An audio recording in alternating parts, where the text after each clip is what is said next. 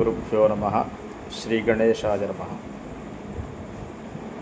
దళితాపీఠ సభ్యులు, భక్తులు, ఆస్తిక మహాశయులందరికీ కూడా ఈ రోజున ఒక ముఖ్యమైన విషయాన్ని ముందుంచడానికి వీడియో చేయడం జరుగుతుంది. రేపు ఆదివారం 7వ తారీఖు రాత్రి సంభవించినటువంటి చంద్రగ్రహణం గురించి సవివరంగా చెప్పమని అందరూ కోరడం చేత ఆ యొక్క విషయాలన్నీ కూడా నిబంధించడం జరుగుతుంది. ఈ వీడియో పూర్తిగా చూసిన తర్వాత ఇంకా ఏమైనా మీకు సందేహాలు ఉన్నట్లయితే నాకు మన గ్రూప్లో కానీ పర్సనల్గా కానీ నాకు తెలియజేసినట్లయితే తప్పనిసరిగా మీకు కావాల్సినటువంటి విషయాలన్నీ కూడా నేను శాస్త్ర పరిధి మేరకు అనే విషయాలు మీకు వివరంగా చెప్పడం జరుగుతుంది. ఆదివారం రాత్రి 9:50 రాహుగ్రస్తమైనటువంటి యొక్క చంద్రగ్రహణం సంభవిస్తోంది. 9:50 పట్టు స్నానం చేయాలందరూ కూడా. అలాగే మరలా రాత్రి 1:31 గ్రహణం మోక్షకాలం చేత ఆద్యంత పుణ్యకాలం 3:41 వరకు, గ్రహణ మధ్యకాలం 11:41 తెలుస్తోంది. కనుక అత్యంత పర్వం ఈ గ్రహణం అంతా కూడా మనకి పౌర్ణిమ, అమావాస్య, సంక్రమణము, గ్రహణములు ఇవన్నీ కూడా పర్వములు, అనుష్ఠానములు, జపములకి చాలా ప్రాధాన్యత. గ్రహణ సమయంలో ఎవరికైతే మూలమంత్ర అనుష్ఠానాలు, ఉపదేశములు, ఇలాగా తేలు మంత్రాలు, తప్పు మంత్రాలు ఇవన్నీ వేసేవాళ్ళు ఉంటారు. లేదు గురువుగారి ద్వారా అనేక మూలమంత్రం ఉపదేశం పొందిన వారు ఉంటారు. వారందరూ కూడా తప్పనిసరిగా గ్రహణ సమయంలో పట్టు స్నానం చేసి జపం చేసుకోవాలి. ఆ జపం చేసుకోవడానికి కూడా బట్టలు ముందుగానే పంచక్కారి, చీరక్కారి, దర్భ ముడివేసి ఒక దర్భని కట్టి ఆరవేయాలి. అలా ఆరవేసుకున్నటువంటి బట్టలు పట్టు స్నానం చేసిన తర్వాత ఆరిన బట్టలు కట్టుకుని జపం చేసుకోమని శాస్త్రం. అందుచేత ఈ యొక్క గ్రహణకాలంలో ఉపదేశం లేని వారందరూ కూడా మీకు మనస్సుకు నచ్చినటువంటి నామాన్ని స్మరించవచ్చు, లేదు స్తోత్రములు చదువుకోవచ్చు. గ్రహణకాలంలో చేసినటువంటి జపములు కొన్ని వేల రెట్ల ఫలాన్ని ఇస్తాయి.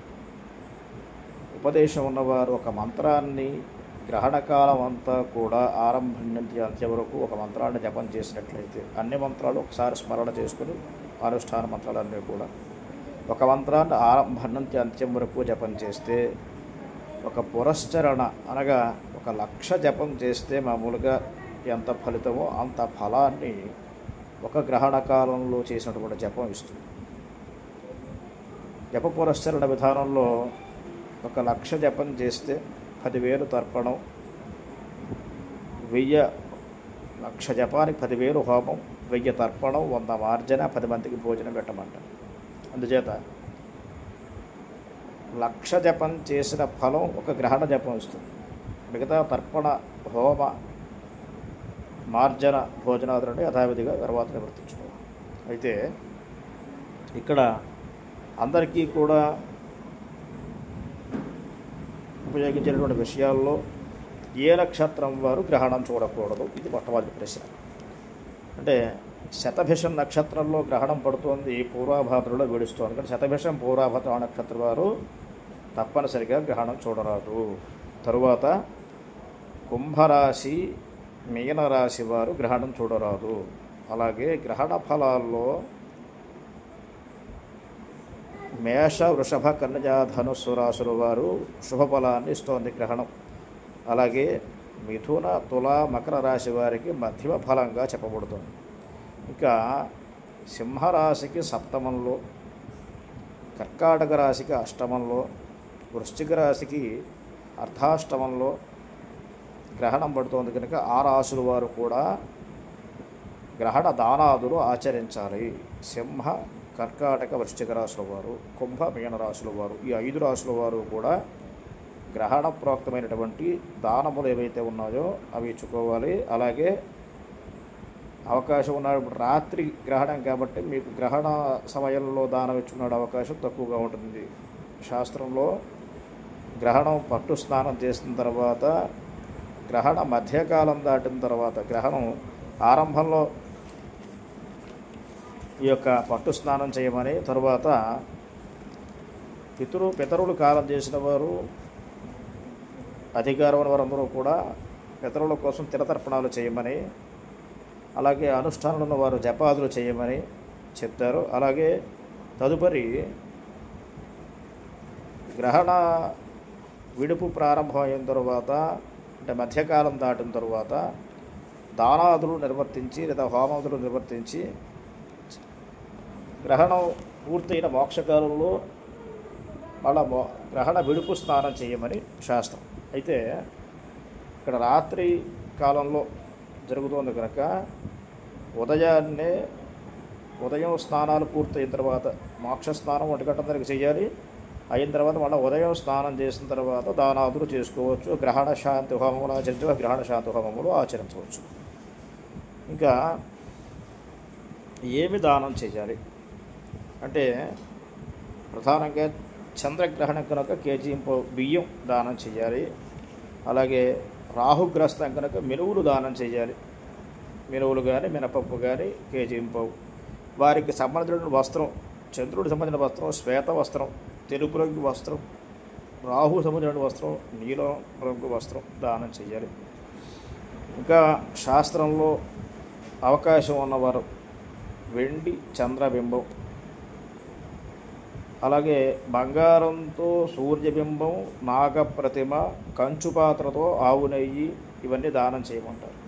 అంచేత శక్తిని అనుసరించి వెండితోనో బంగారంతోనో ఎలా అవకాశం ఉన్నవారు వారి శక్తిని అనుసరించి దానములు చేసుకోవచ్చు. ఇంకా గ్రహణ సమయంలో గ్రహణం చూడొచ్చా అండి అంటే ఎవరికైతే అధమ ఫలాలు చెప్పామో వారు ఖచ్చితంగా గ్రహణం చూడకూడదు. కర్కాటక, సింహ, వృశ్చిక, కుంభ, మీన రాశుల వారు గ్రహణాలు చూడకూడదు. ఈ గ్రహణం చూడకూడదు. ఒకవేళ మిగిలిన వారు చూసే ఉద్దేశం ఉన్న ఒక తడిగుడ్డ అడ్డం పెట్టి కానీ లేదా ఏదైనా అడ్డు ఉంచుకుని మాత్రమే గ్రహణాన్ని చూడాలి తప్ప ప్రత్యక్షంగా గ్రహణాన్ని చూడడం నిషిద్ధము. అలాగే ఇంకా ఇక్కడ సందేహాలు, అశౌచంలో ఉన్నవాళ్ళు గ్రహణం సమయంలో ఏం చేయాలి అంటే అశౌచంలో ఉన్నా కూడా జాతాశౌచం, పురుడు, మహిళ వచ్చిన వాళ్ళు కూడా గ్రహణ ఆరంభ స్నానం, విడుపు స్నానం చేయొచ్చు. వారి జపాలు వారు చేసుకోవచ్చు. దానికి కూడా అభ్యంతరం ఏమీ లేదని చెప్పేసి పెద్దలు తెలియజేసి ఉన్నారు. శాస్త్రంలో ఉన్నటువంటి మాట.